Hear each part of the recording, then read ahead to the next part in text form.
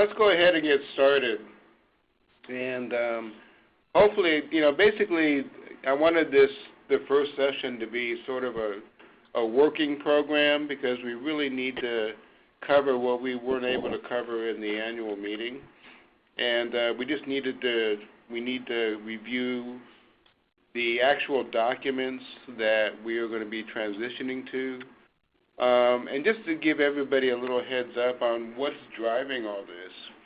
And over the past few months, I've attended a lot of seminars with people that, firms that are responsible for helping companies out with DME and fighting RAC audits, and a lot of the experts. And also, Medicare has come out and they've held a series of webinars and education events, and they're actually being more forthcoming as to what they actually need. The big driver here is, I'm sure everybody is familiar with the PPACA, the quote-unquote Obamacare. What's written into the legislation is that all of the Medicare DME MACs, the contractors, and the RAC and the auditors are charged with increasing their quote-unquote overpayment efforts, which is, we knew that was coming. Obamacare is just saying that they need to collect more. But on the flip side, Medicare is actually coming out. They're giving us, in the last webinar that they held back in December, they actually showed us actual documents of what they prefer to see. Okay, so that combined with what I have been seeing across the country as far as what we've been getting as denials. And then some people are getting hit harder. Obviously, there's sections of the country that are being more of a focus, such as Florida and Texas and Georgia. And there's some parts of the country that are sort of being left alone. Usually, more often than not, will be the Northeast. But I don't want anybody to be complacent because what's coming out is, even though Medicare is coming and saying, okay, this is what you need, to avoid the audits, and they're also saying that we can actually, if we get our error rate ratios down, we can actually be suspended from audits for up to 2 years, which is a great thing. And they're also bringing back inference, which means that instead of strictly following the technicality of the regulation, they're going to allow the reviewers to use their common sense judgment. So it's not going to be strictly verbatim language, which is going to help us out a lot. I think you noticed that when they did away with inference a couple of years ago, that's when the audits the denials started to rise. So everything is really looking positive, and we're, basically looking at some of the leaders. One of the big leaders is actually Hanger because of they have a lot more at risk. So they're actually coming out with documents and recommendations to fight RAC audits. So it's kind of taking a little cue from them as a playbook. And that's what's driving all the documentation. So the documentation is changing, and I want it to be sort of a no-nonsense sort of approach. 2 things that everybody is recommending that we go for, and I agree, we have to totally focus on the education of the patient and the education of the physician. And we actually have to make the customer or the patient a partner and be equally responsible as far as in their care. Like I said at the annual meeting, we are very good at trying to help the patients, but that's something that, while we do that, we're kind of hurting ourselves. So recommendations from everyone and the game plan that everybody is following is that, we can try, but at some point we have to hand it over to the patient and say, listen, this is what we need, and you are responsible, and once we have it, then come back to us. So it's going to sort of be a dual work process and a marketing process.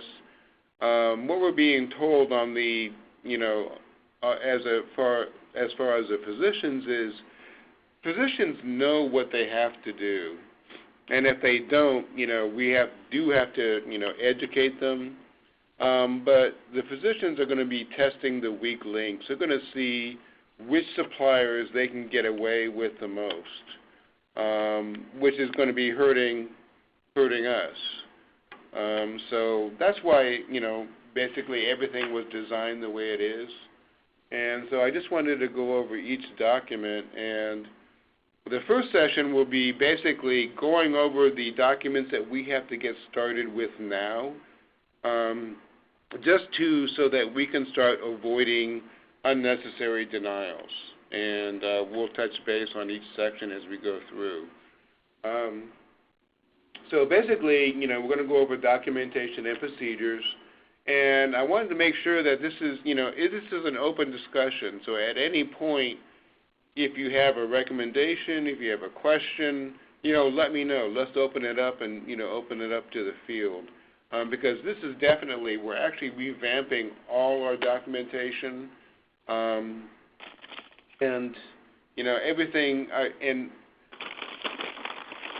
it's just to make sure that we look as a cohesive unit. We've been told, by Medicare that, as a group, we have much more power than each store or facility individually. And, basically, the thing is, they see one foot solutions that is having a high error rate. Well, they may open it up to the other foot solutions and say, I wonder what's going on with foot solutions and, what they're trying to get away with. So, trying to work together as a cohesive unit and helping each other out, and hopefully we can get those, the error rate ratios down. And finally, it was kind of a secret, as far as how do we exclude ourselves from the audits. Well, early January, they finally told us how to do that. So I'll be passing that along, and we'll be helping with each facility, checking out, to see what your error rate ratios are, and then going on and seeing if we can ask if we can be excluded from the audits.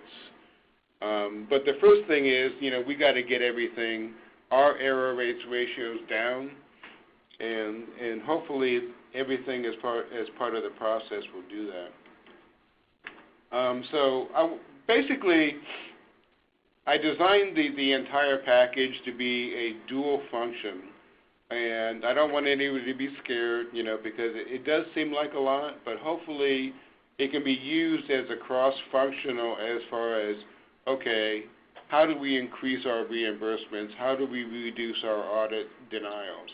And then also cross-functionally, we can use this as a marketing tool, because we are going to have to weed out some of the physicians. If you have a physician that's non-compliant, doesn't want to provide the information that you need to service his patient, then you have to make a decision that you're going to have to release that patient and that physician, and then basically you're going to have to build your database of your compliant physicians. So that's the way that I wanted to design the package. Basically, I included cover sheets with each set. There's a patient's guide and there's a physician's guide. The patient package is really 2 pages, and basically there's a patient letter. And I wanted it just to be very direct and just state exactly while at the same time covering all the questions that I've been getting and seeing over the past few months, even the past year. Document is available. You just update it with your, your name, your store-specific information, and then, basically a step-by-step guide for the patient. They need to know these things as they become increasingly more responsible. And I know that the patients are going to be reluctant to do this, but they really don't have a choice, and we don't either, to be honest with you. The provider package, basically there's two versions. There's a short version, which is going to be basically 2 pages. One is a physician letter.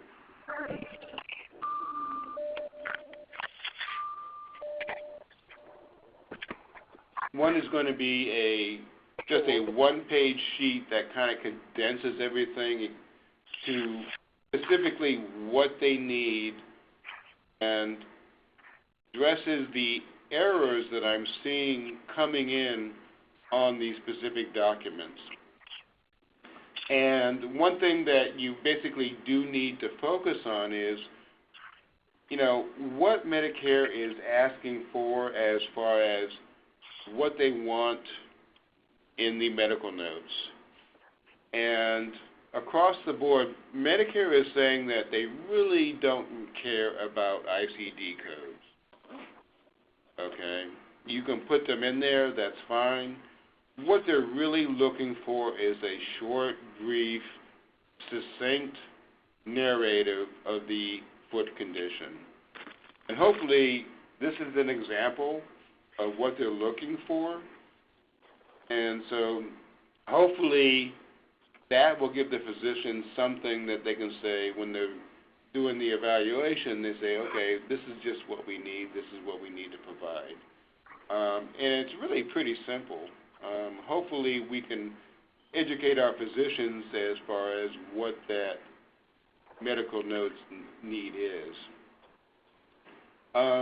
You can attach that with the DWO, the detailed written order, and the statement of certifying physician.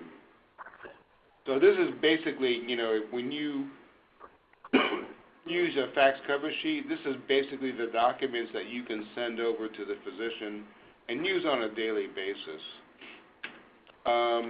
For first-time physician education, if you want to do in-service with physicians, if you want to use it as a marketing tool and as an excuse to get in front of the physician, there's basically a long version, which,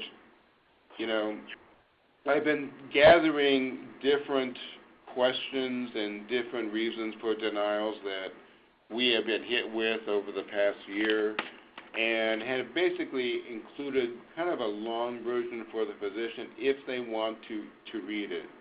And I think it would be beneficial that the first time you do work with a physician, that you do give them, the long version. That way they can always refer to it.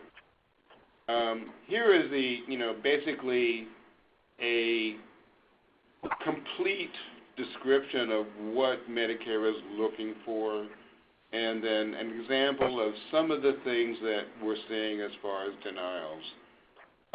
For example, essential details. The evaluation of the diabetic condition. We do get a lot of denials because the diabetic evaluation is conducted by a nurse practitioner or a physician assistant. Well, that's a denial. That's something you can't fix. And so, capturing that up front, if they know that up front, then hopefully that will reduce that sort of scenario going forward. One thing I do want to mention is that they have come out with a strict rule in the program integrity manual as far as what you can do as far as errors if you catch them before and after your submission. If you catch them before, the DME supplier, they can go ahead and recapture the items correct the documentation, and then resubmit and redeliver the items after they do that. What Medicare has come back and said that if we submit the claim and then discover an error that has to be corrected, then we have to get the items back from the patient or the customer, and another supplier has to provide the items, which means that we basically lose the sale. So that's another incentive for us to make sure that we have everything captured up front. I did include the essential information for physicians is basically a in-depth Q&A of why this is happening, why do I have to do this, what can I do, what I can't do. And basically it's based upon questions and errors that I'm seeing every day.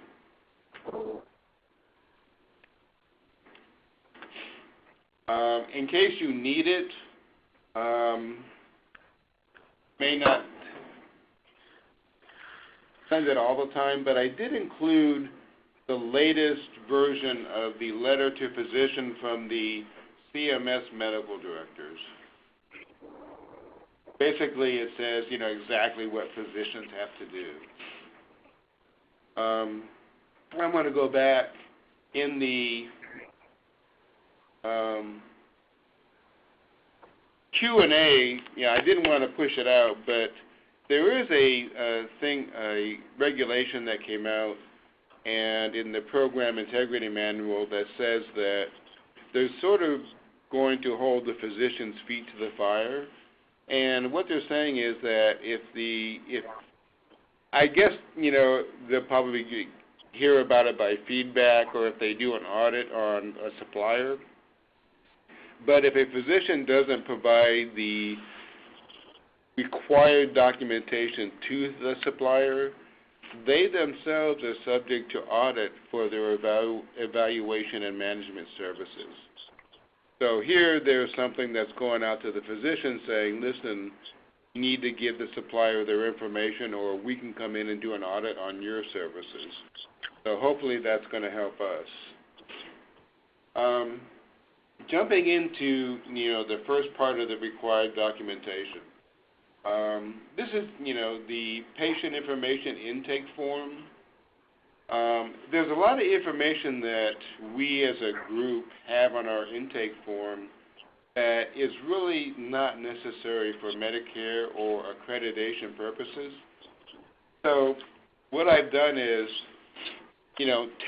took everything out and just addressed the specific items that we need to focus on for billing purposes.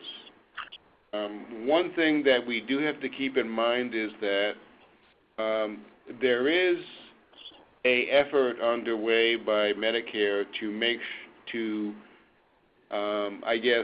force the Medicare Advantage plans or the supplemental plans to follow the same procedures and documentation requirements that Medicare themselves use. So going down sometime in 2015, your Advantage plans are going to start requiring the same documentation, and they're also going to be doing the same, implementing the same audit processes. So I think it's a good time to make sure that you use the same procedures and documentation for the supplemental plans as you do for Medicare, just to get into the practice. We don't know exactly when this is going to hit, just sometime in 2015. Hey, Joe. Joe? Yes, sir. This is Daryl. Who fills out, and I may have some pretty basic questions because I have been out of this program for years and now I'm going to look to get back into it. So who fills out the patient information intake form? I'm sorry, sir? Who fills the intake form in? Is it us or the physician? That's going to be you. This is for you as a guy. Okay. Got it. Okay. And if, one thing about the documents, these documents are fillable. They're basically built with tables, So if you're familiar with tables, you can just tab through and type in all the information that you need. You don't have to handwrite any of this in. The only thing you have to do is make sure that you do an actual signature and date, in handwriting. I just took off all the borders, but these are actual tables. And you can modify them. This is kind of basically a compilation of many different suppliers, recommendations. If you have store-specific things such as, sales goals or any other store-specific that doesn't really relate exactly to what's required for billing, you can turn it over and put it on the back. But this is the basic to get you through, and I tried to capture some of the mistakes that I'm seeing coming through these stores as far as the checklist. One thing to note is, and we'll see this on the proof of delivery, I did change things around because there's certain documents that Medicare requires to be given on the first visit, the primary one being the Notice of Privacy Practices. So obviously you don't want to have them sign for it on the proof of delivery.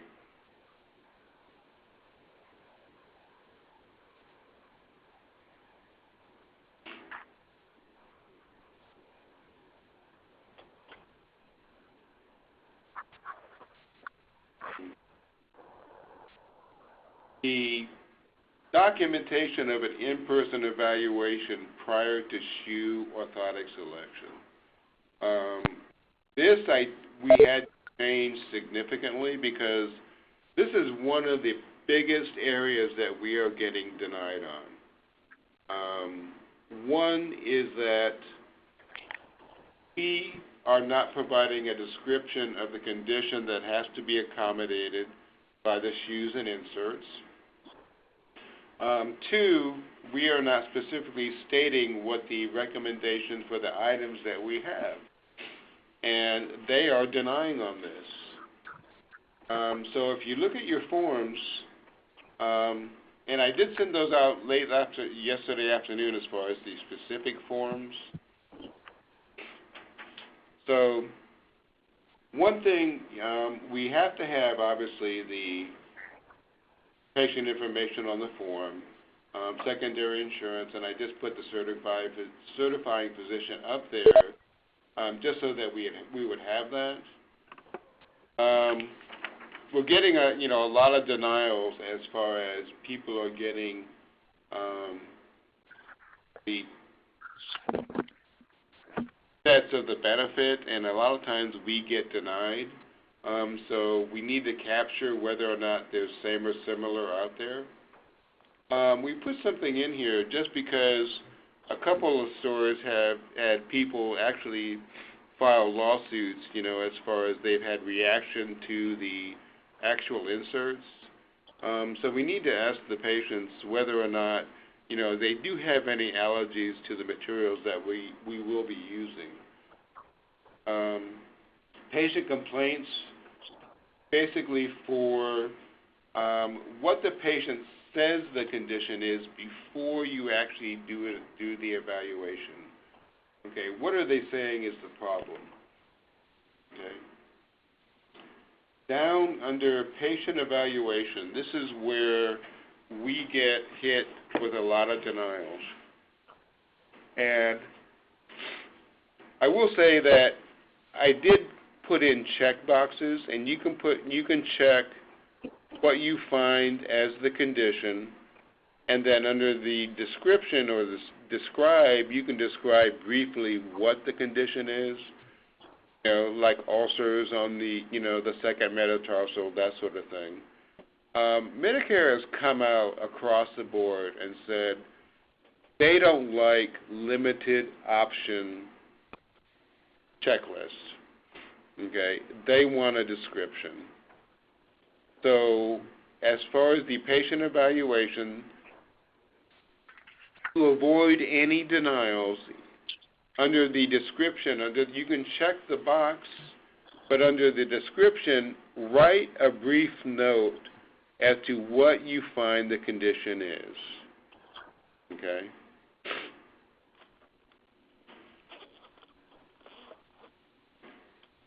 The second area is foot measurements. We have to have detailed foot measurements. That needs to be in there because they will deny on that. And then we need to check what is our footwear recommendation. And this should match the detailed written order.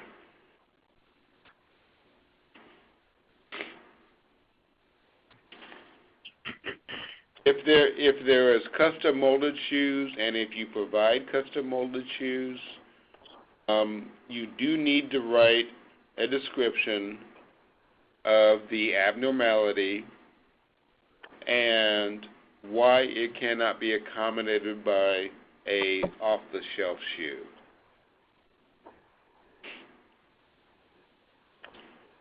Very important, because this is getting ready to be a big area for denials, is custom molded shoes and inserts. You need to describe the method that was used to capture the positive model of the patient's foot. Okay, so you need to describe whether you used a scan or you used a plaster cast or a foam box. So you do need to describe that method. We actually did have one store that was denied because they didn't have a picture. And I thought that was kind of strange. But when I, did ask that question with Medicare, they are recommended that if you do like a plaster cast or if you do like a foam box, you do take a quick snapshot and put that in the patient's file. I haven't seen any further denials like that, but that's always out there. So we just want to make sure that we cover all our bases. You do need to have a date. You do need to have the clinician name, and you have to have the clinician's signature for the evaluation. Okay. Any questions on that before we move on? No, since casting for 85513s, do you think that we need to be taking pictures of everybody that we do an 85513 with? As far as the method? Right. That's what they're recommending. Here again, they didn't seem like they were, that was much of a focus. So at the moment, it's more of a recommendation. What I'll do is, I'm going to keep my ear out, and if the denials are increasing because there is no pick, then I'll let you know. But right at the moment, I've only seen one denial over the past 2 years for that. Joe? Yes? I missed the part about the clinician signature. Could you say that one more time? We get a lot of denials because whoever does the patient evaluation, and that obviously would be a CPED or would be a certified shoe fitter with a CPED supervision, they need to date and sign and print their name and signature. Okay, thank you. Joe, is there a list from Medicare on what foot conditions they'll accept for custom molded shoes? They do not want to give us conditions because they think that's going to be leading us, and that would lead us to just kind of give them what they want as far as the conditions. But basically, as far as our pedorthic. On the other hand, that gives them a reason to deny any claim. Yeah, exactly. But basically, it's going to be common sense. For example, Most significantly, it would be a bunion. If a bunion is too large to fit into a custom molded shoe, that would be the description. Or hammer toes, depending.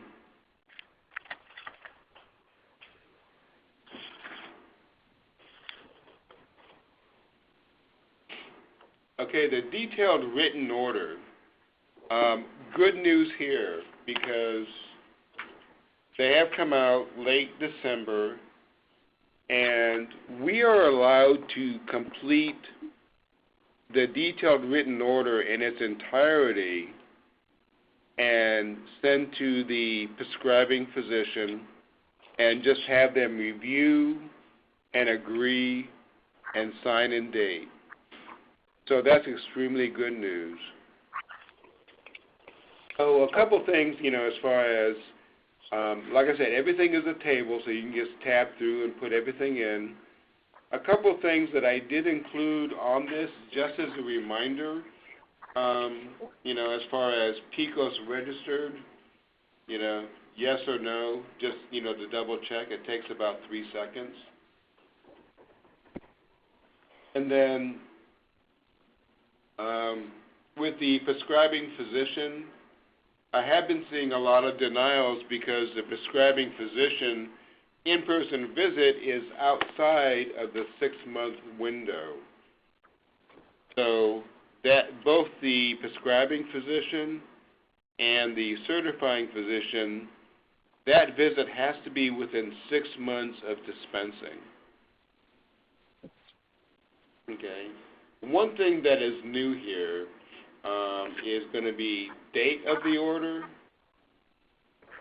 and the date signed. And the way Medicare looks at this is the date that the order was written, which it means is if you do write the order,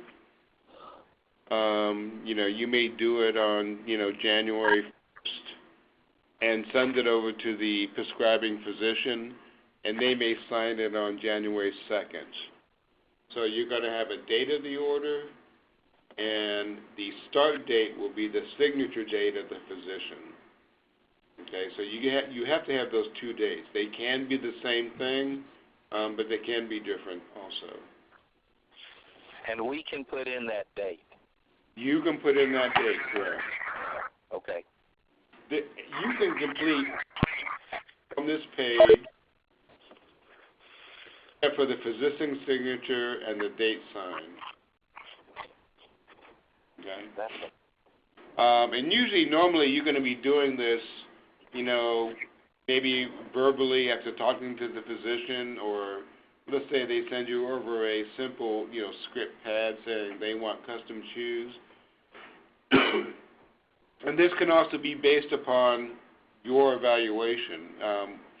Theoretically, we're not allowed to diagnose, but we can recommend to the physician saying, listen, I recommend, just an off-the-shelf shoe for an A5512 as opposed to a custom. So that's going to be, working with the physician. I put in everything here as a checkbox, okay? A lot of stores do not offer any of these items.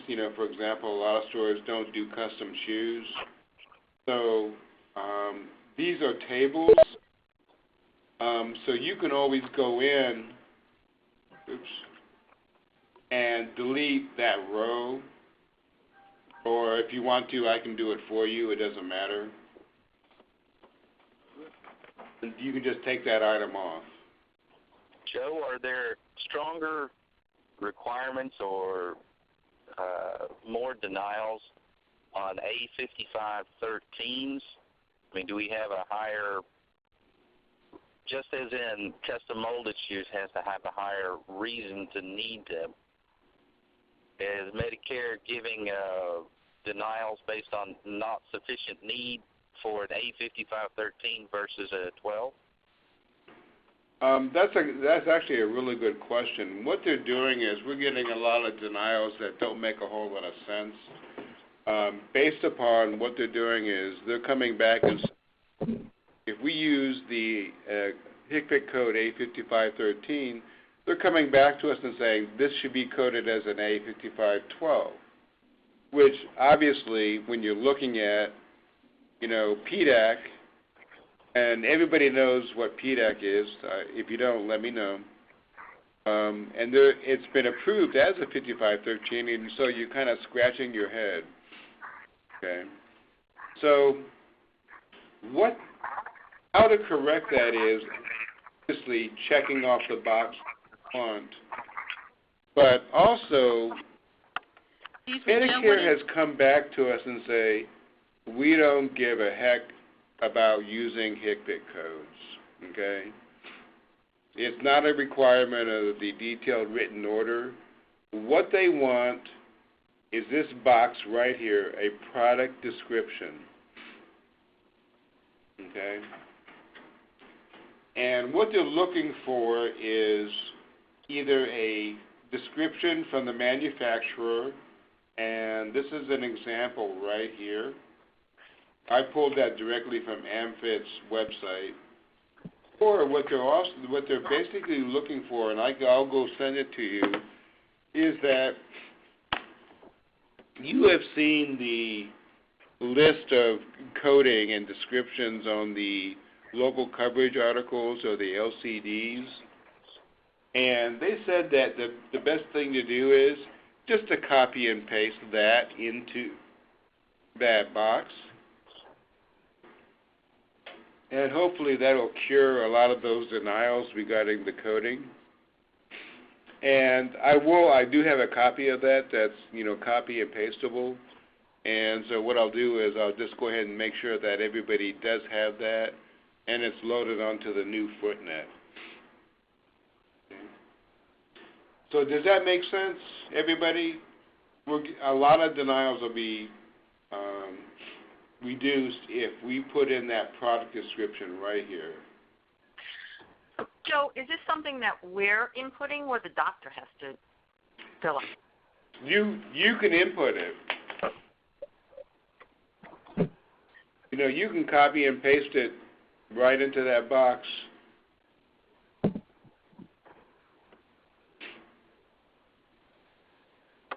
Excuse me, Joe, what does PDAC mean? Pricing, data, analysis, and coding. They're part of Noridian, and if you need me, I can go ahead and send out that link to that website. Okay, thank you. Please do. Hey, Joe, if we've got to fill in that product description, it's almost like we've got to do an evaluation before the patient goes to the doctor to get the written order. Well, you can put it in there. You can either do an evaluation because how patients come in, varies. Some people do an evaluation first and then send the documentation to the physician, or they may send it to the physician and have them fill it out, and then the patient comes in for an evaluation. But well, most likely, you're going to have an idea of what the patient needs. Not unless you're foot. I'm sorry? Most doctors can't fill out that product description. You're correct. They can't. But what they may do is they may say, I would like a 5512. This is sort of a kind of an oxymoron. Sure is. Because on one hand, Medicare is saying that we cannot, quote unquote, diagnose it. We're not the ones to say whether the customer needs a custom or off the shelf. That has to come from the prescribing physician. And then on the other hand, they're saying, okay, we can fill this out. So basically, we're going to have to do it as far as what we think the physician has told us they want. That doesn't make sense, but hopefully it does make sense. I guess we can't fill it out later then. It's got to be filled out so the doctor can sign it. You can't fill it out after the doctor's already signed the written order. If the physician signs it, before when the customer comes in, can we fill in then a description of the shoe we give them? You can, yes. So it can be done after the doctor's signature. It can be done after the doctor's signature, correct. And then the other question I have is, what conditions qualify the A5512 and which conditions qualify for the A5513? I think that was the question before that we really didn't get an answer to. What is there a certain condition that would give a distinction between using the A5512 or the A5513? Because a lot of times it isn't related to diabetes. A lot of times it's really not, you're correct, it's really not related to diabetes. So then they deny. Because a lot of, it's not going to be denied based upon the diagnosis. It's going to, because a lot of what determines whether you use an A5512 and when you use an A5513, basically related to reimbursement. Okay, if you're going to be using an A5512, but you have to do modifications to it, basically, would the cost incurred be more than just going ahead and doing an A5513? Right, so it's really not going to be denied based upon diagnosis.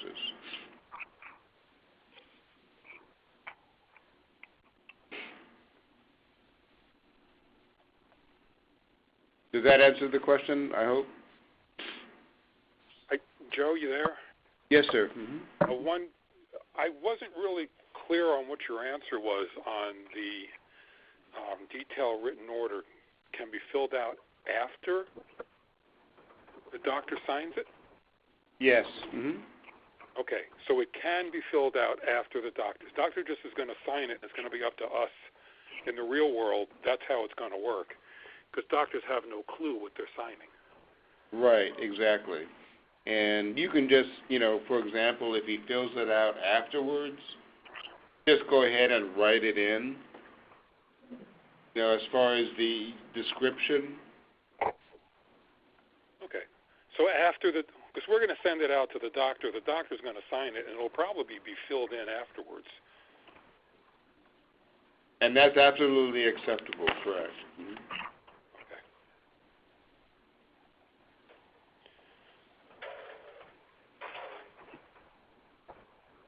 And the next box that we're getting a lot of denials on is the diagnosis.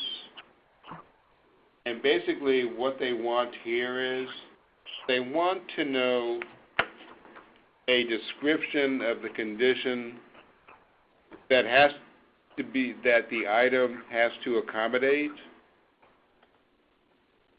And so basically that will come from the physician, and it will also come from your evaluation. For example, it's going to match, pretty much it's going to match the description that you have on your documentation, or it's going to match the description that's in the medical notes. Okay?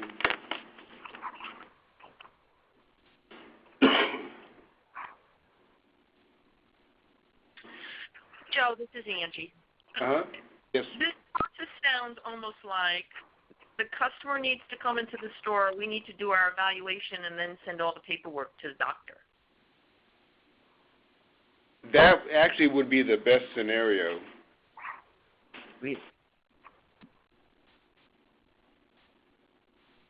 That just sounds so totally opposite of what we've been doing. It is, because, before we were not allowed to touch this at all. And now they're coming out and saying that, yes, we can fill it in and send it over to have the physician sign it. But Joe, doesn't the doctor still need the chart note to document this, so it really should be in his file anyway? Yes, it does. Yes. And then we need those notes in in his chart notes prior to us? So he can't meet with the client afterwards and have, oh, this person does have a bunion, and it goes in his notes after we do our evaluation.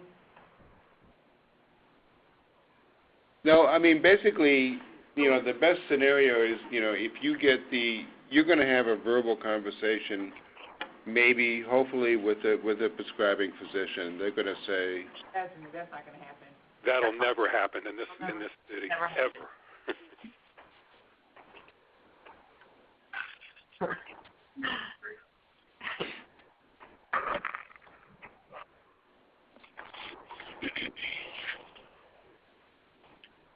But I know, as far as I realize that a lot of this is based upon how the patient presents. Do they come into you first? Do they go to the physician first? So a lot of it is going to be based upon that. But the most important things is that these items are filled in, whether it's before, whether it's after. I mean, I recommend, making sure you have all the, the medical notes up front. And there's nothing to say that this can't be filled in after you get the medical notes and then send over to the prescribing physician for their signature.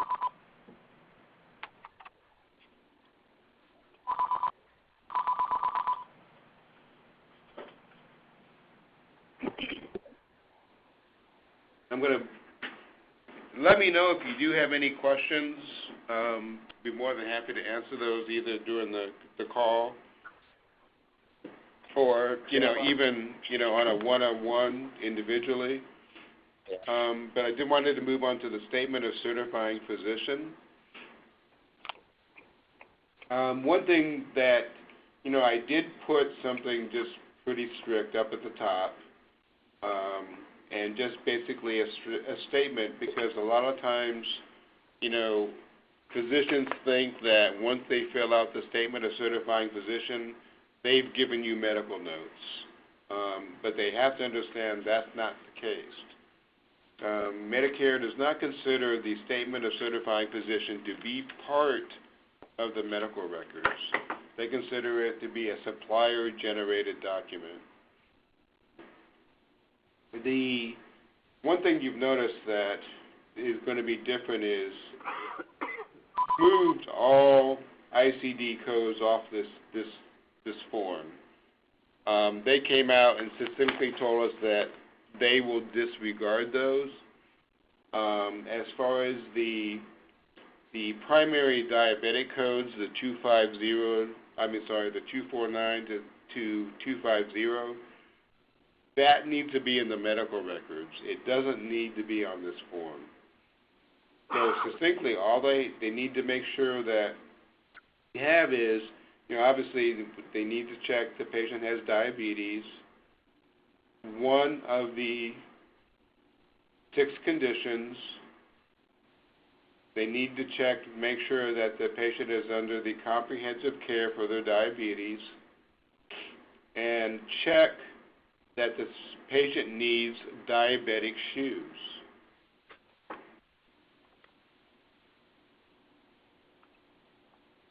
They also want that statement to be in the medical records, and I did put that on the patient information page. I haven't seen many denials for that. I think if it's covered well enough in a narrative, it would be fairly obvious that the patient needs diabetic shoes. But the best scenario is if the doctor says in the medical notes that the patient needs diabetic shoes and inserts. Has anyone ever seen a doctor do that? Yes. Was that you, Joe, or? Well, yeah, that I have seen it, yes. So I don't know if anybody else has seen it. How about anybody in the field on this call has seen a doctor? Yeah, I have. Really? You usually have Yeah, I have. Not real often, pretty rare, but yes. I'm sorry, I missed that. What was the question? How many of you have seen doctors write in their medical records the patient needs diabetic shoes? Not that the patient came in for a diabetic shoe exam, but they need diabetic shoes. Yes, there's a few. Some doctors are more compliant than others.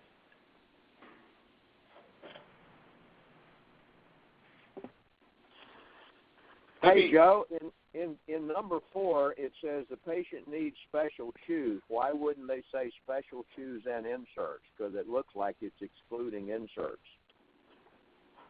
It's really not excluding inserts.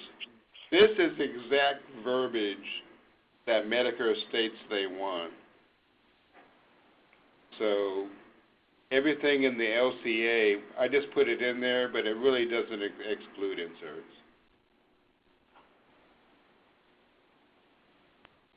I want to jump back real quick to the detailed written order. We all know that the prescribing practitioner does not have to be a physician. However, I'm recommending that, we don't accept anything other than a physician just because of you have 3 requirements. One, for example, if it's a nurse practitioner, they have to have their own NPI, okay? And the big catch is they have to be working independently of the physician. They cannot be working for the physician. And number 3, they have to be allowed to do so in the state where they practice. So that means that we have to do a lot of footwork to find out all that 3 criteria. So basically I'm recommending that, we only accept detailed written orders from physicians, okay, whether a podiatrist or some other specialty.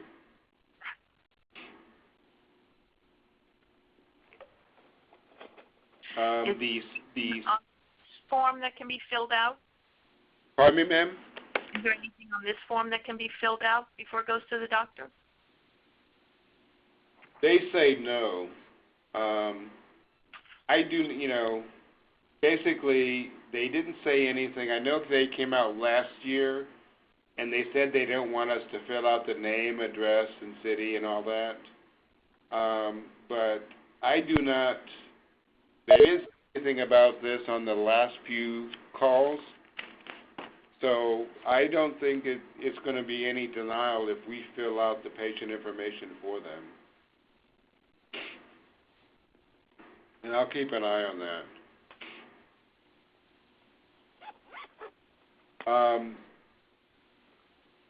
The certifying physician, one area that we do get, a reasonable amount of denials is that a nurse practitioner or a physician assistant will sign a certifying physician. Basically, we do not, that is not allowed. Okay?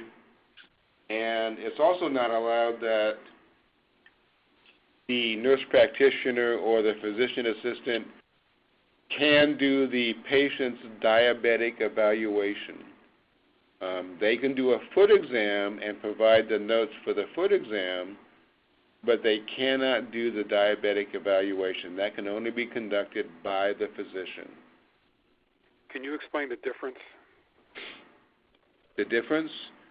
The diabetic evaluation is going to be for the patient's basic diabetic condition and the diabetic management. Okay, that has to be done by a physician. So okay, and they have to be in attendance. So if you get the actual, just the foot exam, a physician assistant can come in and look at the foot and diagnose the foot condition and write the notes for the foot condition. So when I get medical records, I look to see who performed the foot exam. if the medical records show the foot exam was performed by a nurse, that's acceptable to Medicare. That's acceptable to Medicare if it meets the following criteria, okay? If the certifying physician did the basic diabetic, the disease, the management, if he was in attendance, and if the certifying physician states on the medical records that they have reviewed the notes of the foot exam and agree with the findings, and they sign and date it.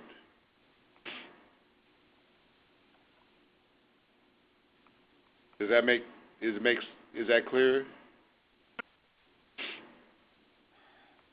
Because we do have physician assistants. It's a common practice that they do the entire office visit. Okay. But for Medicare, that is not acceptable.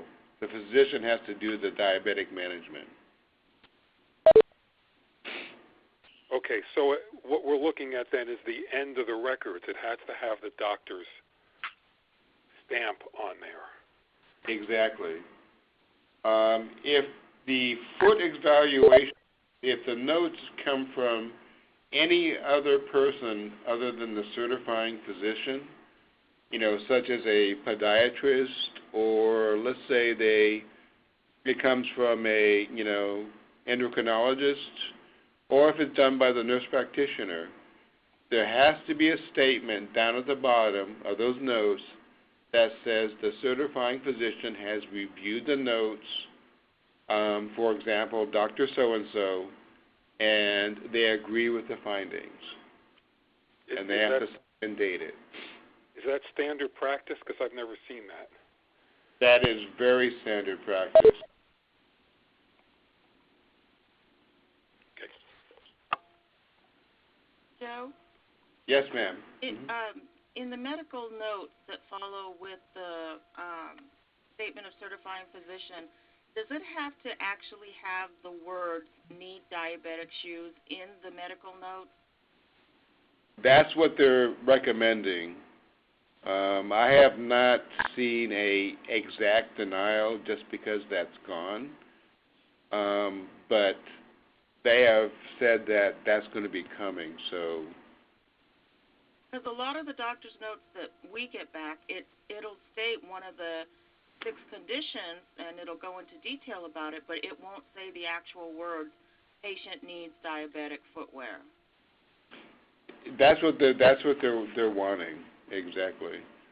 So if it's a narrative that's sufficient to cover the diabetic condition, like if it's a description of the foot exam, usually that is sufficient. But just to make sure, cover ourselves, I would, try as much as I can to have that statement within the medical records.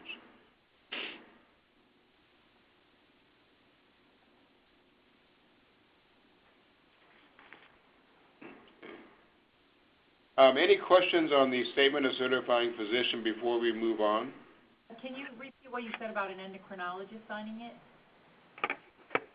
A lot of times endocrinologists may manage the patient's diabetic condition, but they would not be the physician that signs the statement of certifying physician. So if the notes are if they do the foot exam, but the patient's primary care physician signs the actual statement of certifying physician, they kind of have to sign agreement to those specialist notes. So if he is the primary, it's okay?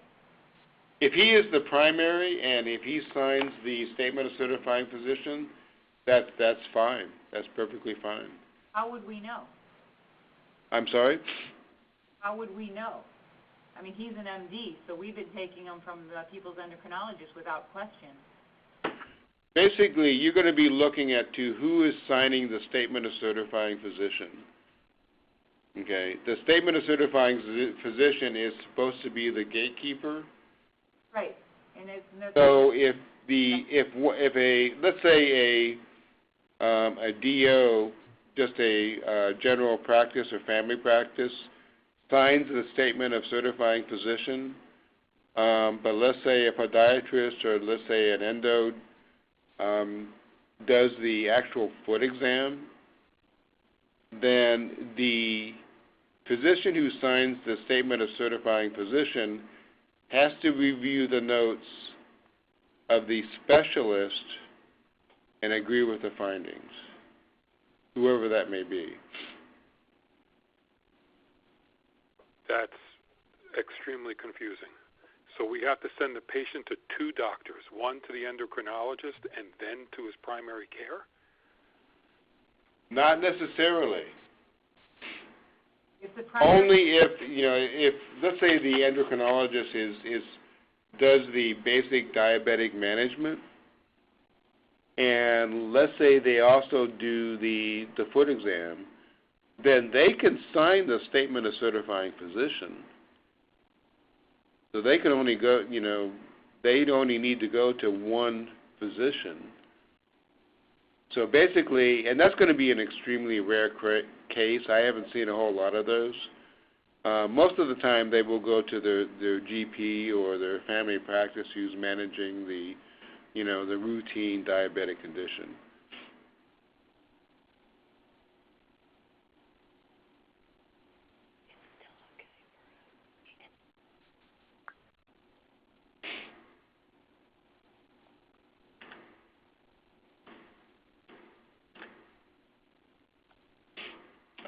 Let's go ahead and move on to the proof of delivery.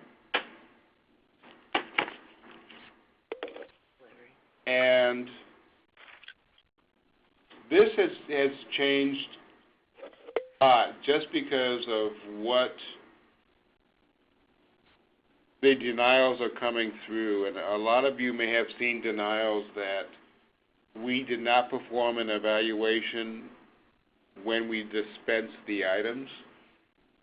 And so basically what Medicare is looking for, they're looking for evidence of a actual complete evaluation that we conducted at the time we gave the patient their shoes and inserts.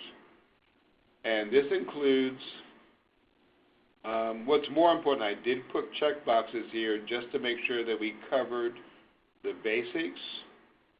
But basically what they're looking for is they're looking for whoever conducted that dispensing evaluation, they're looking for a statement that says, I evaluated the patient's foot while wearing the shoes and inserts. Everything fit well. I had to do a modification here or whatever.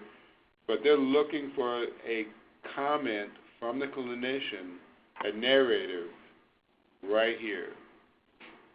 Okay, so however, brief it can be, but they want something that they're actually looking for something. What they're interpreting our present form to be is they're looking at that saying that that's really a attestation by the patient, and they don't want that. They want to see that we actually conducted an evaluation. Okay. Joe, there's a line on there that says patient comfortably able to don and doff dispensed items. Correct. Is that absolutely necessary to have that statement on there? Not really, no. Okay, not checked, but to have it on there, because I get a lot of folks in here who can't put their shoes on and off, and they have people do it for them.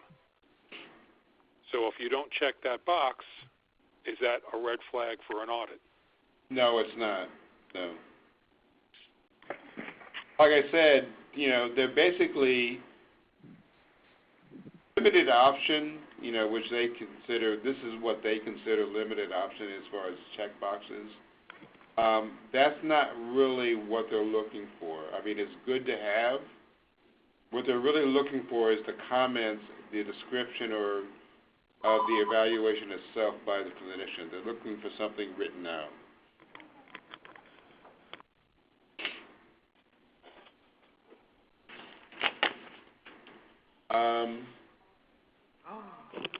Another area of denial, have to have the patient's address up here. Okay. That's got to be filled out. We need to have the name, the brand, the serial number, whatever, of the items that we have dispensed. And here again, I put everything in here that we normally will provide. If you don't provide it, you could always take this off or delete that row. What they recommend is that, and I put the note here, if it is a custom item, we either can get if it is PDAC approved, a lot of AMFITs are, a lot of Dr. Comforts are. We just print out the page from PDAC, or we just get the approval letter from the manufacturer. One of my goals is I would like to start gathering approval letters and put them up on the footnet so that they're there for your access. Here, they want a description. If it is a custom item, they want a description of the custom fabrication process. Basically that you did the person or you sent the person, and this was sent to, Dr. Comfort, and then I would describe. Usually, Dr. Comfort will have a description of the manufacturing process on their product page, and that's what I would put here.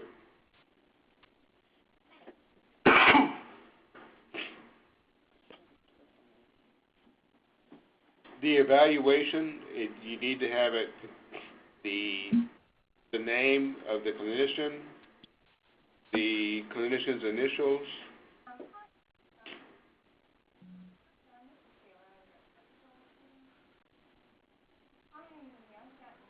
and what I did is I took off, there's a lot of dates as far as setting the follow-up. All we need is one. The patient was scheduled for a follow-up date on such and such a date. And I know we're kind of running out of time, so let me go ahead and move forward. We can also answer some more questions next week. Well, just real quick on that last one, Joe. Huh? Is Medicare looking for that 2-week follow-up to have occurred? Medicare is not. Accreditation is. That's part of the quality, CMS quality standards that you set up a follow-up visit. So either you put a date in there, or you put in a statement that says patient will call and set follow-up visit, or patient refused. It's up to you. You need to put something in there for your accreditation. Okay. That's fair. We've updated the warranty. Our warranty was basically out of compliance because we basically, we don't follow that warranty. And here, if you do have any feedback, we know. The standard warranty across the country here, normally it's alterations, modifications, adjustments within 90 days. And then if it's non-custom items, there is a return policy up to 30 days, depending on if there is no basically abnormal wear and tear to the item and it cannot be returned. So I basically, and then here again, we need to put in the assignment of benefits. I kind of changed the language a little bit, just because these are not going to apply just to Medicare, but across the board. For the items that are just going to be at the time of delivery, as far as those documents that are going to be given to the patient at the time of delivery. Your care and use, which we rewrote. Your grievance policy, which is going to be changing also just because of accreditation. It's just going to be slightly because they want a more detailed grievance policy, and I'll be sending that out. The warranty information and the customer satisfaction survey. That's for accreditation and Medicare. We should be giving the satisfaction survey to every customer so that we can get a good random sampling back. And then basically the signatures. Do you have a copy of a survey form? Yes, I do have one. I'm going to be updating it to make it more current and come in more in alignment with what ABC and BUC want. So that'll be coming out within the next week or so.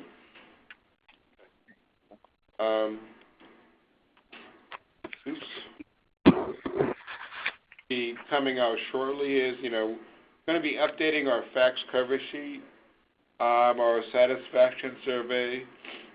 There's going to be new rules for our complaint policy, and they're simple, but they just involve, basically a new log. Your notice of privacy practices should be updated every year to reflect the dates, and we'll be doing that. And a lot of these, the patient bill of rights, we just need to put on our letterhead and make it look conform to the rest of our documentation. We need to use the new HIPAA patient authorization form. I have seen a lot of people use a non-compliant form as far as authorization, and everybody knows basically that you really don't need that unless you're going to be gathering or releasing information to a non-practitioner party, correct? Because your notice of privacy practices covers you for any treatment and billing information that you need. The patient documentation acknowledgement, a lot of the stores use this, and I'll be designing one to go with the new workflows. And then, of course, the refusal of prescribed products and the cap rental. That we'll just be putting on our letterhead to conform with all our documentation. Okay.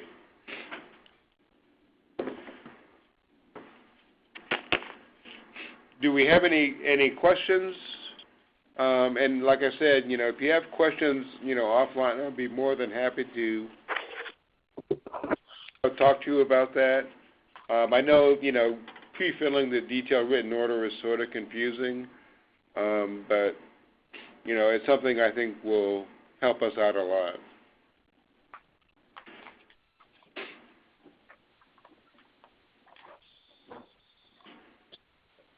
And we will be posting all this, I'll be sending it to you individually as far as a constant contact, but we will be posting all this information up on our new footnet so that everything will be, current and clean and hopefully nice looking. So, okay. Well, thank you, everyone. If there's not any questions, we'll go ahead and end this session because I know it's getting close to 10 o'clock. Oh? Yes, ma'am. I have one more question. This is Loretta. It just goes back to when you said something about if a claim is denied, then another supplier has to supply the shoes. Can you just elaborate on that a little bit for me? Be glad to.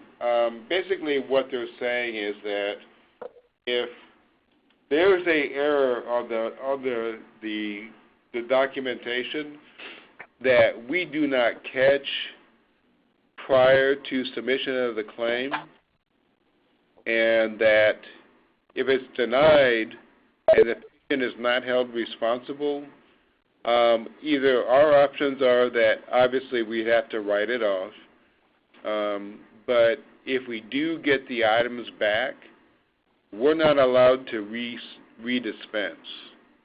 Another supplier has to dispense the items. And what kind of, like, so why is there, like, redeterminations and things like that then, if...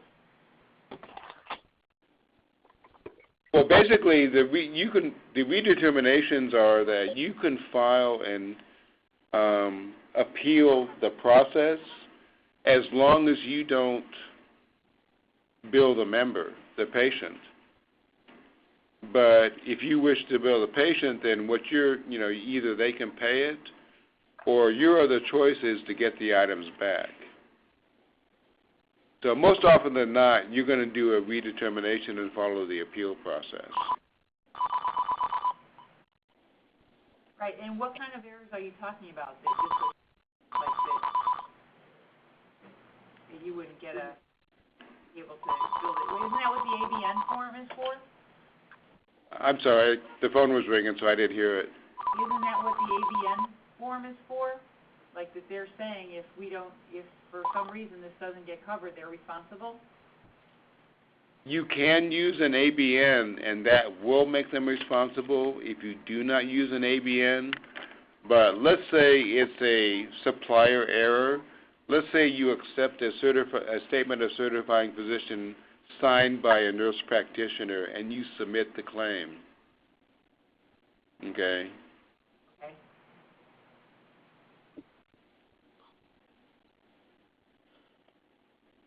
So that would be one example.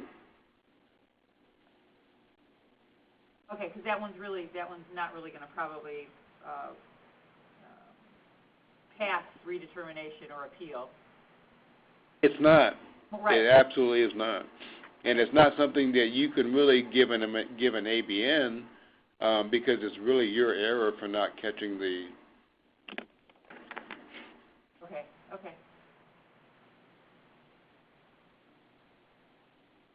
So in that case, we couldn't have new paperwork filled out, and we would just lose that whole thing. Somebody else would have to supply. Correct. That's correct. Someone else would have to do it.